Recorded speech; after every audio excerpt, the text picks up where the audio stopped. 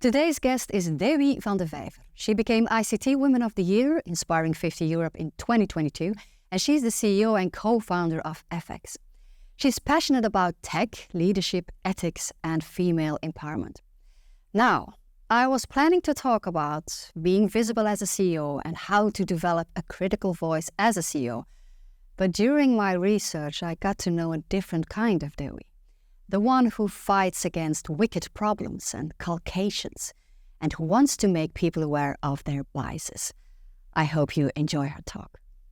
Welcome to the Own Your Story podcast, the place to learn about personality branding, thought leadership, and how to capitalize your reputation. In other words, how to own your story. I'm your host, Ianka, former actress turned into six-figure entrepreneur, author, and keynote speaker. Let's get started.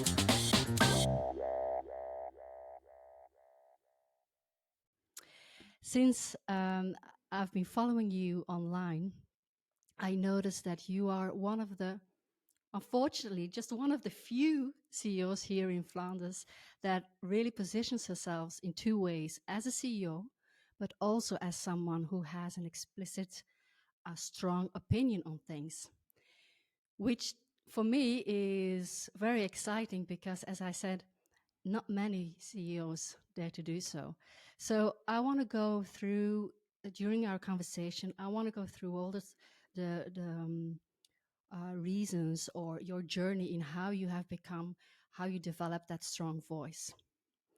Okay, so first of all is, when and how did you discover or experience that you were born as a leader? Oh, I think when did I discover that I had leader capacities? I think that's like more correct. And I think that it was in high school when I felt like, that I could organize people, let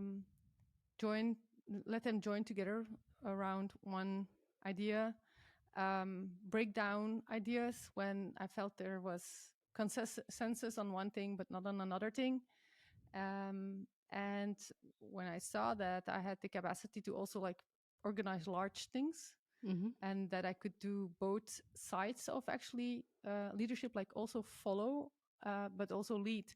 And that gives you flexibility in sometimes when you feel like, okay, that person is better positioned to do this. And I felt like they did it better than I did. Then I did not have any problem to just switch positions. Yeah, I think that's high school was definitely the place where I discovered that, and that I also enjoyed it, but I didn't see it as something special that I had as a capability. It just came naturally. So it came naturally, so you didn't have the idea, or I can monetize this, I can become a CEO of a company. That is my ambition in life. That's going to be my professional goal. No, I never looked at it that way. I always saw it more as a means to an end, to get to a certain goal that I had in my mind, so that when we were organizing something, I kind of saw most of the time in my head where we could go and how it would look like if we achieved that goal.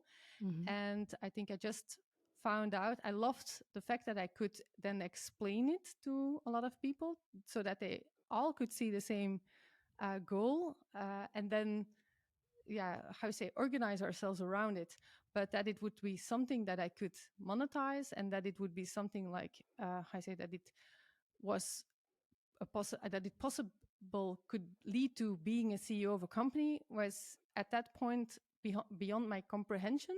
And I think that was because I actually kind of never met a CEO. So you have you make a kind of an image, and that image is formed by TV and newspapers and stuff like that. And I could not identify with the image that was presented to me. And therefore I think I never made the link between my own maybe capabilities and being a leader, how it is presented on TV. But finally, you did make a link because you became the CEO of Flowpilots, and you did that very successfully. I see you look like, I was. So what happened? What made you made you have that click and say, okay, I'm going to do this?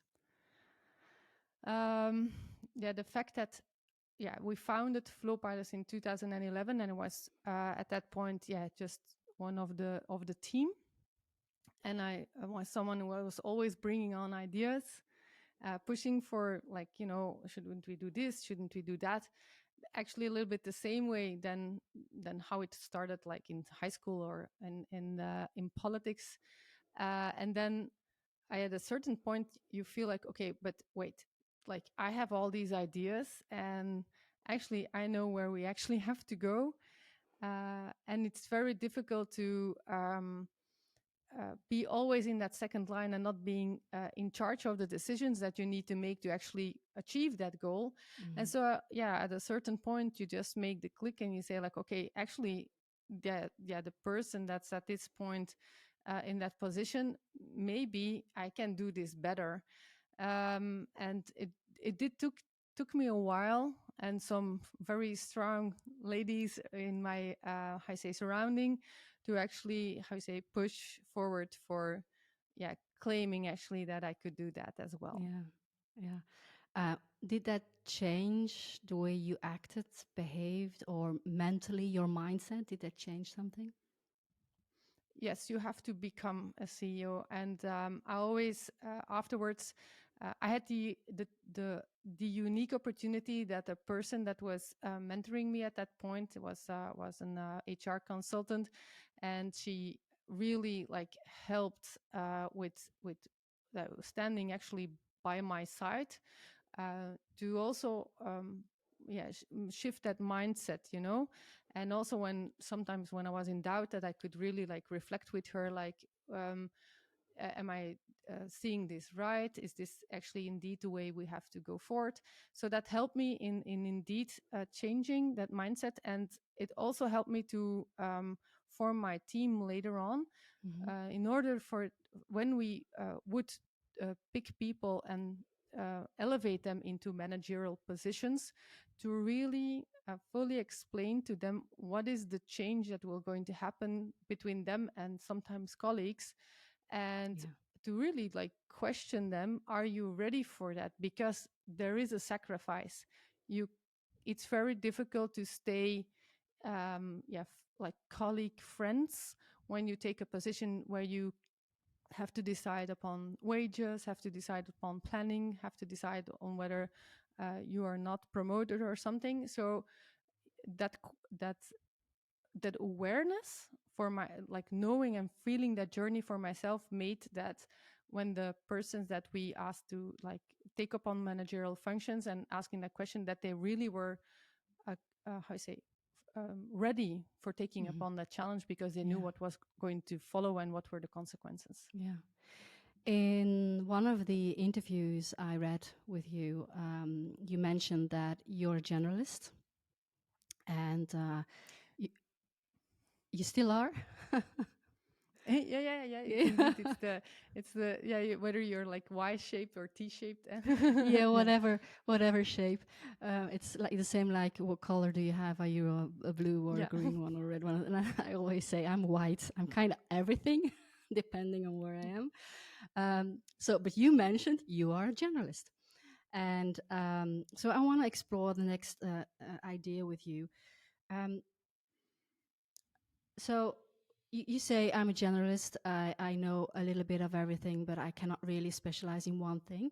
But I can connect the dots. That's what I read in the article. Now, yes. I have this idea which I would like to discuss with you. I have the impression that generalists are better leaders because of that. And second, so I want you to feedback, to say yes or no, whatever. The second argument is that I have the impression, which I'm not sure about, that still a lot of leaders are specialists that are promoted into the function of a CEO. So these are two arguments, ideas I'm having, and I would like you to challenge me on that, or discuss that, or give your idea and vision on these two. I think it depends on what kind of how I say profession you're in, and indeed, I believe that with regards to political leadership, big, large corporates, organizations that have to think worldwide or global, or are facing challenges like United Nations or European Union and stuff like that. Like people that are really on top of these positions, I think it's very important that they are generalists, because you have to have an interest in a broad spectrum of things in order to indeed connect certain dots, and to really realize that you're not like on an island, and that your decisions have a great impact on other fields as well. And you have to be able to have a language that also connects people, connects ideas, interests, and if you're just like focused on one area or one field, you might miss out on the dependencies of your decisions. But in some cases, and then I'm looking more like specific startups or like specific fields, it is important that you have somebody who is really specialist in that one field, because they have to dig deep, and they have to make sure that they understand very well where their company is positioned, and how you're going to put yourself in that position. So I do think that with regards to being either generalist or specialist in leadership, it just depends on how large the organization is where you are, and what kind of a playing field that you have, and decision level. Now, as for CEOs growing through the organization, and especially growing through the organization, I think it's a general problem that we sometimes think, because somebody is good at one thing, that they can also be good managers or good leaders, and that is not by default the case. And there as well, like as with everything that we do in life, I think we have the job to look at oneself, and to really admit whether that you want to do those kind of like to do those kind of things. Sometimes I have the feeling that people, like in the search for recognition, and recognition from the outside world, but also recognition for themselves, take upon endeavors that are not theirs. And it's a very difficult one, I think. I think we've all been in a position where we have said yes to things where we know beforehand they're not ours to say yes to, but because in some way society just likes that, and that you want to please or want to have that recognition. Now and I think that if we would just be more supporting in all functions that are there in the world, and pay the equal amount of respect to those things, then people would maybe dare to say no more to things that do not belong to them, and belong with saying like where they do not belong, as in the Brené Brown expression of belonging, and that they would rather do things that where their heart is beating for. Okay, so talking about recognition, you became the ICT Woman of the Year in 2020, and you got on the list of the Inspiring 50 in Europe in 2022. So that's recognition. What about the impact of awards and titles like that? I definitely am very grateful for the organizations that granted me that title. They kind of, confirm a little bit what, for instance, like people that surround you say, or when you speak up, then it gives you indeed that more fora or more body to your voice. So I'm definitely very, very grateful for those recognitions. On the other hand, of course, they do not change me. in fact, it sometimes like even gives a little bit of pressure to feel like you have to keep on performing because you got the title.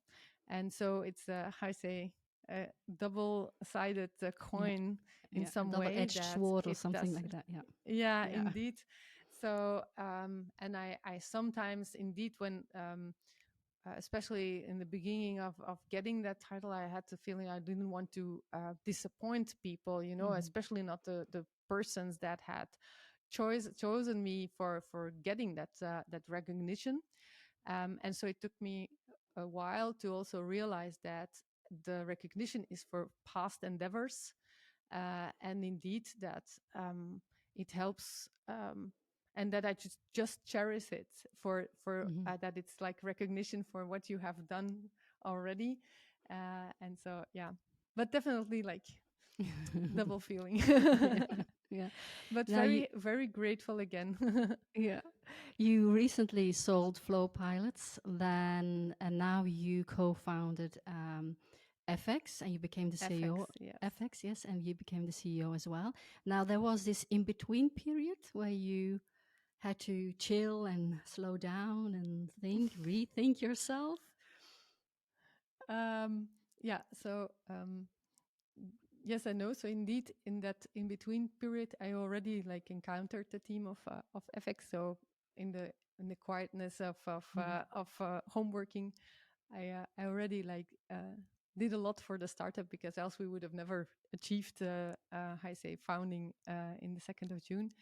But I did took the time to explore myself and what I mean, like what I wanted to do. You know, that I just said, like sometimes we want to say yes to things that do not belong to us, and um, somehow I had put that idea in my head that I had to go work maybe for a big corporate, or should I take up on like this big position and stuff like that.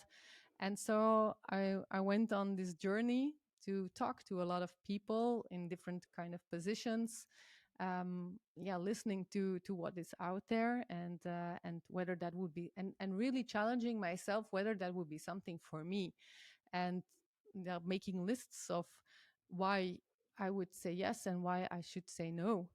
And most often I found that sometimes the reasons I would say yes were not the right reasons to say yes, and found out that uh, that although those positions would have come with a lot of applause from the benches, um, it would not have been correct for myself to say yes, not to me, but also not to the people that would put that trust at that point in me. And so it was a little bit of a journey to again um, get to know myself and get to know what makes my heart beat faster, and to realize that I really love the part where you start up a company. And then I also saw that sometimes say in my career, if you look what I have done, then it is also a startup journey. I've always been there in the beginning, in the startup of things. And most of the time, from the moment it becomes business as usual, it loses uh, yeah I don't want to say my interest, but in some way it I feel that it becomes repetition. And for me, it's actually the part where it's new that is what entices me Yeah, it's or taking sparks me. it's taken energy at that point instead of giving you energy. Yes, Yeah, yes, and it's probably also the point where you also realize there are other people better in this. I'm good in starting up, but I'm not good in pursuing and getting it to 20, 30 years. yeah. But it's not how I say again, as I said before, it's it's really being honest with yourself. And being honest with yourself is not always easy, No. especially not if you have like a society as well, and expect with certain kind of expectations, or it also with the idea that you have formed for yourself what is success, and that's also a difficulty sometimes, that the way you how I say define success for yourself might be different than what other people define as success. But if your definition of success does not coincide with actually what your heart longs for, then it's sometimes difficult to match those two together. And so I often I say catch myself in I say having a definition of success that is indeed sometimes a little bit off road from what I am actually doing. And so I have to realign myself and say, this is also good, you know, this is also being successful in what you like to do, you know. And I think that is also that's something that's society doesn't learn us often enough, or repeats often enough, that there are multiple definitions of being successful. Yeah, and it's unbelievably it's fantastic you mentioned I'm going off-road with my definition of success, because the next thing I want to talk to you about is non-conformism. I'm started to read this book. Really, I started to read this book of Adam Grant. I don't know if you know him. You should read him. I know the writer, but I don't know the book, so I'm definitely going to check into it later. It's a book on non-conformism, about people who think differently, and by going off-road, change the world, or change a part of the world, or change their industry or whatever. But and he studied people who got off-road and realigned themselves with their own definition of things. And for me, again, that is my impression, that you are a non-conformist as well. And that's another topic I would like to discuss with you, because being the CEO and being confronted with becoming a good leader, but on the other hand, being someone, this professional, this person who has really, who has strong ideas and opinions on certain stuff. How do you align those two? That's one thing. But how do you stay strong in having this different opinion, having this strong opinion, knowing that people will sometimes not like what you're saying because it's too confronting?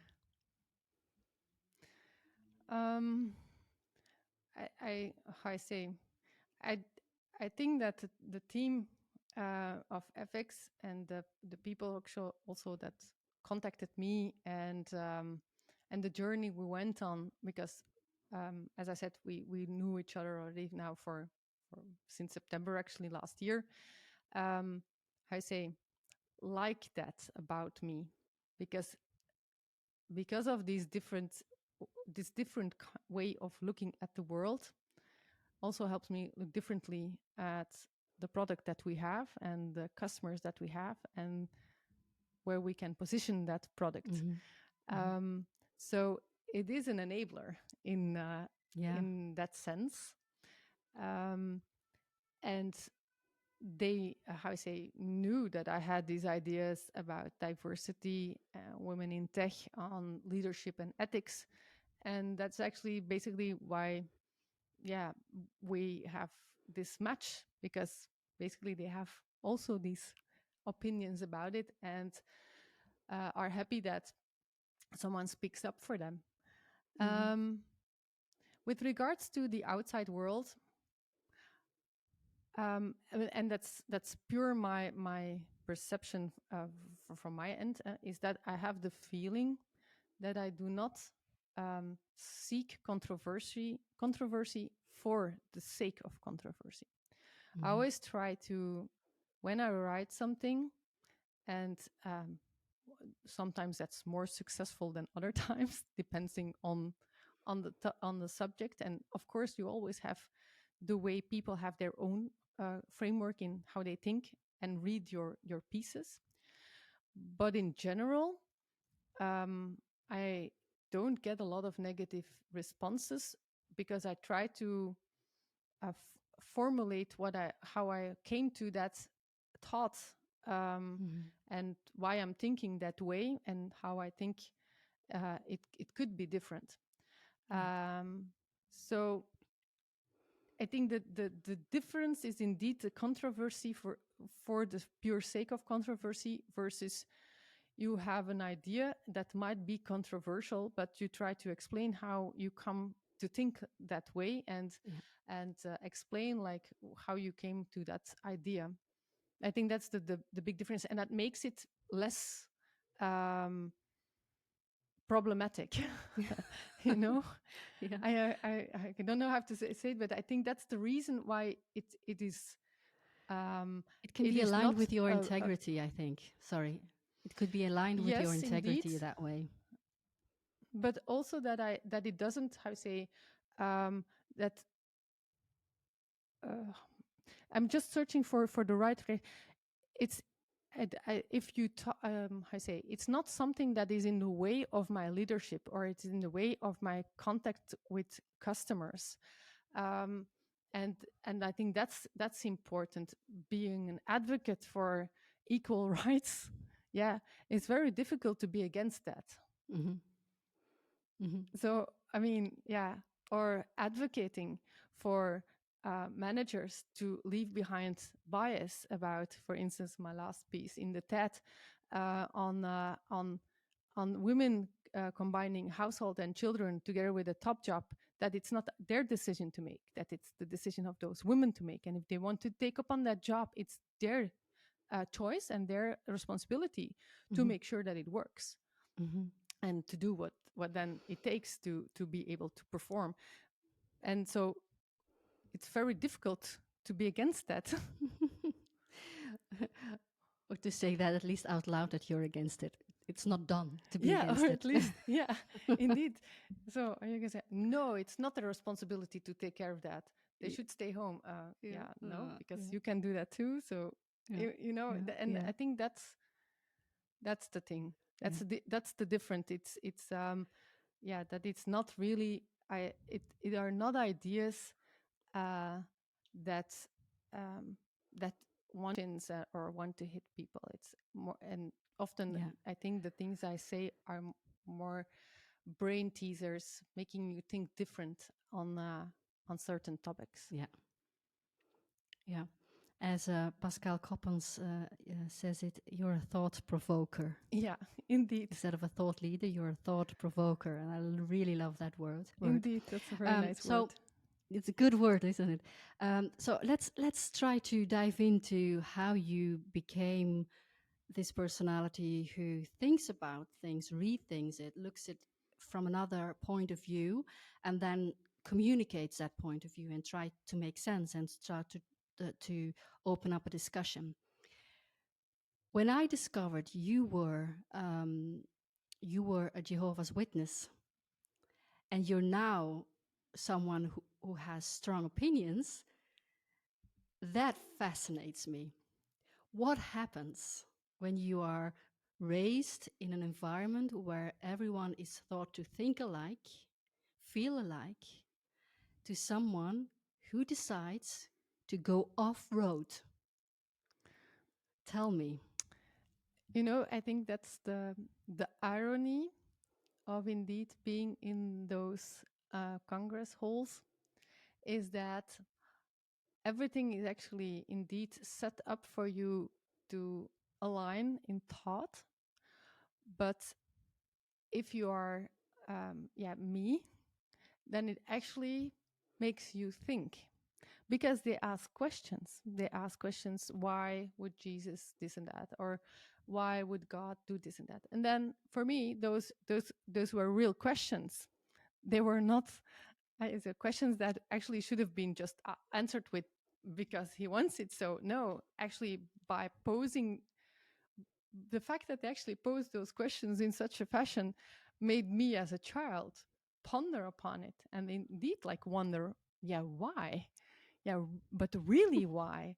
Or when they would discuss like situation from the outside world and or news or something, I would indeed like ask myself, like, why do they think like that? Why would it be like this and not like that? And so, um, yeah, the a little bit the irony is that I'm actually formed to ask those questions due to the fact that that were the questions that they actually asked.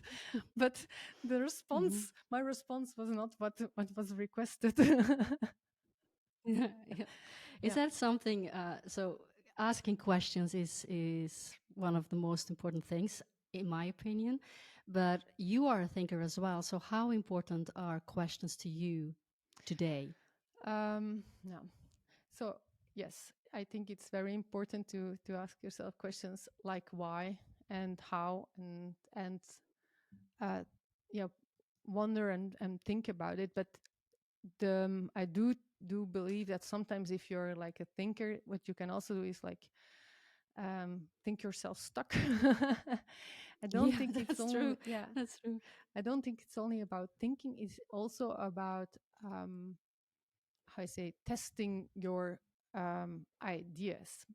It's not about being in your Hmm. head. It's about finding people around you that also and like the conversations pure uh, um, for purely thinking, um, and just to pose a question, get your head around it, um, decide on the pros and cons, being a little bit the advocate's devil, and I think that's important, because that's Hmm. what feeds your brain, feeds your head, keeps you with an open perspective, whilst just s- staying stuck in your head.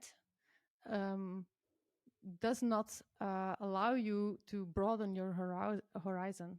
Yeah. So I believe in Yeah. reading, in listening, in talking to other people, trying out the way you want to phrase something, seeing Hmm. how people respond to how you phrase something, because that also gives you feedback on how they take in your words, and then you can also, how I say, fine tune what you're thinking Hmm. or trying to explain it. Yeah. I don't know whether that Yeah. makes Yeah. sense, but sometimes you want to explain something and then it comes out the wrong way, and then you see that the reaction that people get are not the reaction that you actually wanted.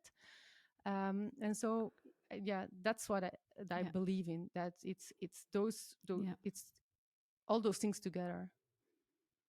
Yeah. I agree. We talked about Jehovah's Witnesses, but another thing in your life is you discovering you're on the autism spectrum. Uh, as many people are nowadays, it seems like more people are than there are not. But how did that news impacted you? What did it give you? What did it took from you? Um, I think it, in the first place, gave me a lot. It gave me the confirmation on something I knew already for a very long time, that the way that I felt the world, and I really am going to use that word, like it really feels, that it's sometimes so different than how it feels for other people. That the way that you see things is sometimes really like completely different than how other people see it. So I knew that already for a very long time, that and even got it in recruiting responses, but in a gentle way. Most of the times, like that I was special, or that I was thinking differently, or that I also got like once feedback that I lacked EQ, and then I was like, but how can I lack EQ because I feel so much, you know? Yes. But probably didn't Yeah. always showed it, or did not think that I struggled with how much of your feelings do you always have to show to people. Hmm. So yes, that was a confirmation. It did make certain puzzle pieces fall together. Um, it made me read about it and understand myself better. So it also made me sad, But because yeah. because I realized that I how to say, always wished, or sometimes one of the struggles sometimes I had in life is that I want to be more like other people. Sometimes you had to they had that feeling like sometimes I was completely okay with being different, but there were also situations where I just wanted to blend in, and you can't be Mm-hmm. both. It's one Mm-hmm. or the other. And to really realize that I would never blend in, that I would always be that, like that piece that, like if you want to push it, never like Yeah. really fits. Yeah, that kind of hurt as well. Yeah. Yeah. But it's it's just that's one of the questions I always I'm always thinking about when people say, "Yeah, I finally know I am an artist," and I think, why do you need that confirmation? Why do you need that label? Why? Huh. Why? Because of the reasons I just told you, because it kind of confirms something you know, but how I say, but still is difficult to pinpoint, like why it is that you're different. And the thing that when you get that label, it gives you direction to also search for yeah, hold something to hold on Answers. to. Yeah. Yeah. And Yeah. for me, I was already like 35, so that means that I already had my own mechanisms and coping mechanisms to go Mm-hmm. into this world. But some of them, those coping mechanisms, are not per se the best ones. But it did give me the opportunity to look at my oldest son, who is also on the spectrum, and to search help from the beginning. And looking at him now, I'm so glad that I did, because by recognizing it, I could help him from the start and give him the right, I say, coping mechanisms, and a language to talk about it, and to explain it, and to, Mm-hmm. yeah, actually accept from the beginning that, yes, I am a bit different, but it is okay. Whilst for me, I grew up Yeah. with, I am different and I have absolutely no clue why it feels that I'm different. But I see it, I feel it, I have to endure that every day. I try my best, but still everybody like kind of um, sees through it when I try. And I had absolutely no idea what I did different that made it that they knew I was different. It's like kind of mind fuck. But yeah, and so getting You're that, trying too hard to be normal. yeah, You're yeah, trying trying too too hard hard to, to be yeah. normal. And so I say, as I said, throughout my adolescence and being a young adult, I say had periods where I completely and utterly embraced who I was, but there were also periods where it was more difficult. And so, yeah, that label just kind of, yeah, kind of confirmed what I already knew for so long. Mm-hmm. But and it was just for me, it was, yeah, a little bit of homecoming, Yeah. Yeah. Yeah. But on the other hand, I think being on the spectrum, if you're a high performer, if you're a high performing uh, ASS autist, then the experience I'm having with the people I know is that they are sensitive. They might not even show, but they feel and see a lot. They can really focus really good. And I find it very, very interesting to try to look through their eyes how they see the world, because they see things in a different way that sometimes or very often are really interesting and more truthful and more confronting. So I think it's a very interesting way of working with language and with views of the world, and it helps you to understand things. Do you experience that as well, that you um, because of the disorder you're having, that you can see things better? That it's an advantage in a way?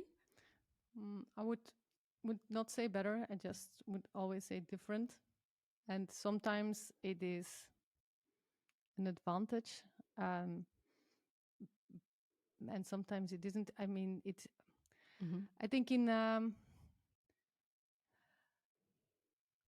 business and in politics, it really helped me to, I say, do not make mistakes, in the sense that trust people that I knew beforehand, without anybody else in my surroundings understanding why. That I just knew that, yeah, for some people I had to be careful, and for others I could trust. And I think that it really helped me in my journey, to sometimes, how I say, make choices that people could not understand at that point, but later on made sense. And that was something that I just like, yeah, I cannot even explain like what it is, but it's just like, yeah, like my body just knew. Yeah, exactly. On the other hand, it's sometimes, how I say, I ignored it, that feeling, because, yeah, you just, it's also something that it's so intuitive, and so, I say, inside you, that sometimes you kind of want to, then people say, but yeah, but it's fine, it's okay, and stuff like that. And because everybody just like chatters over that feeling, you kind of like want to go with what's commonly accepted.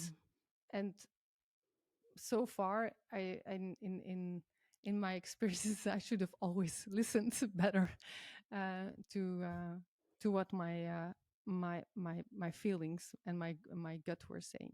So yes, it is an advantage in that sense, but it also sometimes makes you feel very lonely when you see or feel something in a certain way, and then it's very difficult to find words for it, or explain it, why it is that you see or feel. And especially in personal relationships, that's then that aspect is how you say, comes more to the foreground than when you are in a professional environment. So yeah, then it's sometimes it's difficult, yeah, that you have, yeah, you sense something that is not, yeah, not to be explained. And I see it with my son as well. We have the same sensitivity on some things, and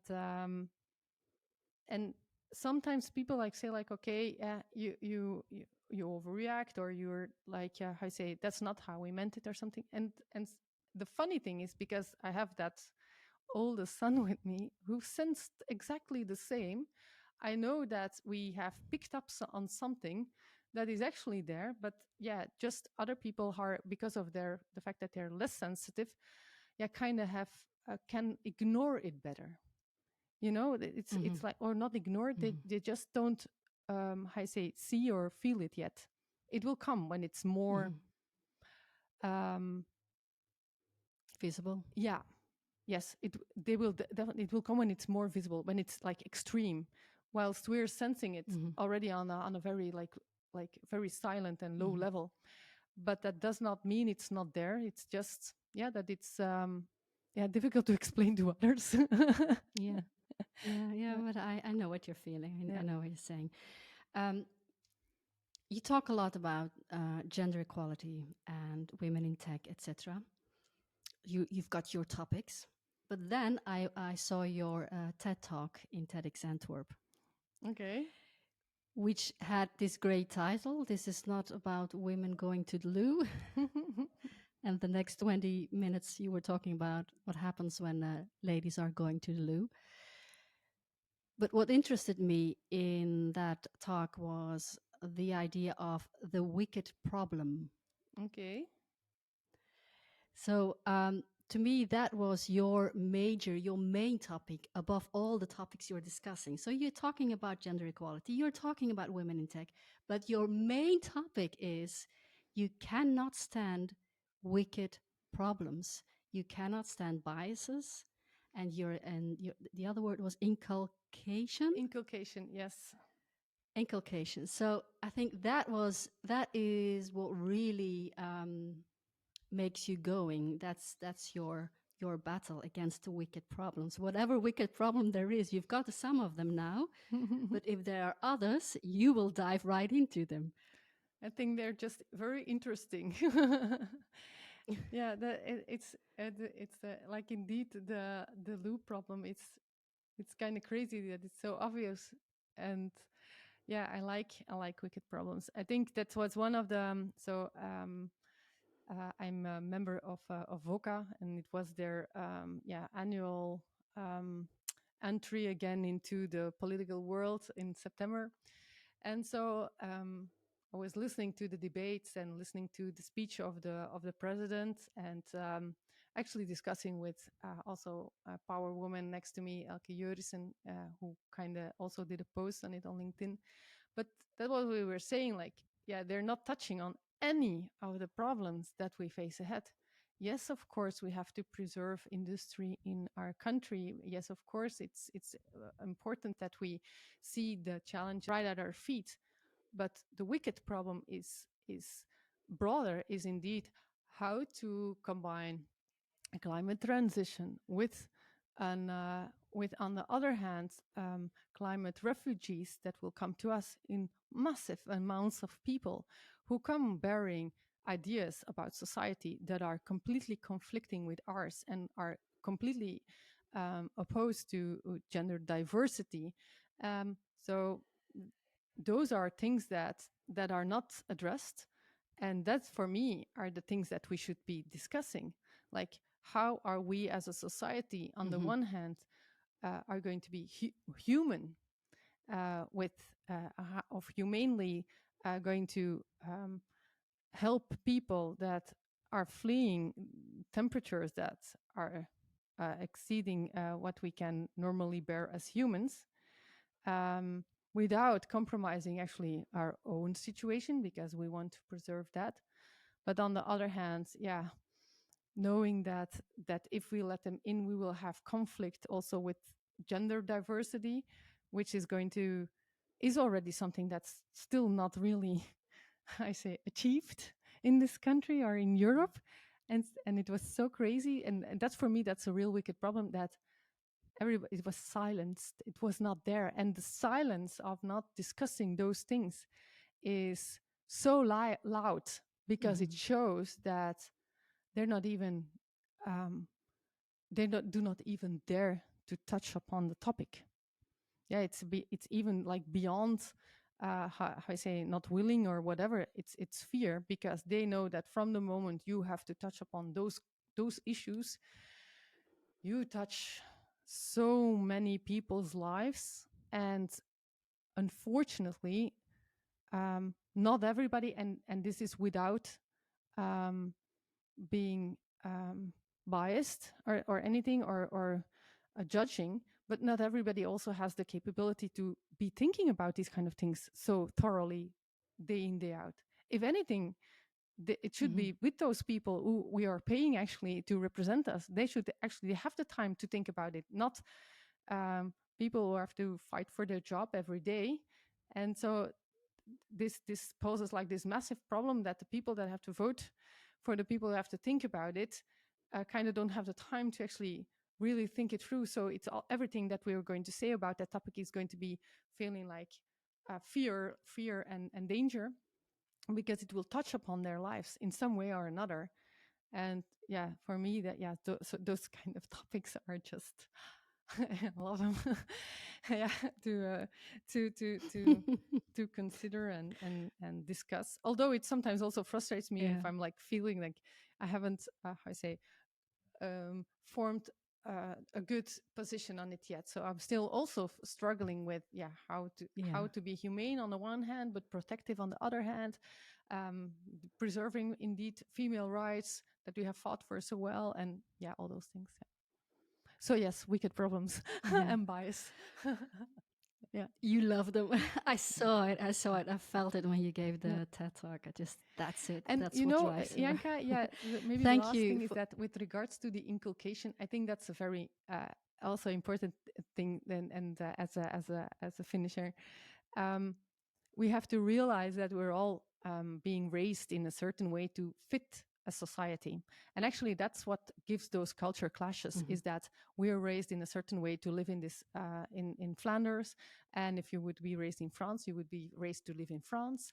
And so everybody's like raised to fit actually in the culture and the country that you're born in order to actually fit the system, because else it would, as I said, with the and it relates a little bit to what I'm calling the ISS, is that that's what happens if you are in a country that you're not raised in. Everything feels like slightly off. Yeah, it's like a little bit awkward. Well, this is like my life the whole time, but yeah, that's what actually happens. And so in order for us to, how you say, embrace future and change, it's important that we understand that how we are raised also can change. We can also be raised in a different way, and we can also, how you say, re-educate ourselves. And yeah, that's also something that I really indulge. Yeah, amen. These are great last words for our conversation. Before I let you go, I want to wish you the best of luck in the way I am used to do that as an actor. So I have 3 words to do so. Before we got on stage, we always wished each other good luck in a very unconventional way. We use the opposite words. So I'm going to give you 3 of them, and you can choose the one Okay. you like the best. So the first one is break a leg. The second one is merde, een dikke merde. And the third one is toi toi toi. I think I'll choose the second one. How can I wish you all success? The second one, dikke merde. Oh, yes. Okay. Thank you for being here, and dikke merde, Thank you. Dewi.